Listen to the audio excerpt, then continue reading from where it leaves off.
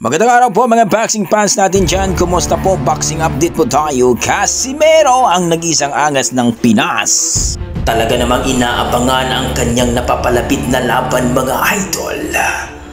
Ngayong Nobyembre o December daw mga idol sa taong ito ay mapalaban ang ating pambato, ang nag-iisang angas ng Pinas. At napupusuan ng mga karamihan mga idol na ito daw si Luis Nery ang gusto nilang mapalaban kay Cuadro Alas Casimero, sapagkat daw ito ay isang bad boy at itong si Casimero ay bad boy din ng Pilipinas. Ang kanilang promoter ay Kamida Promotion at bad boy din ito.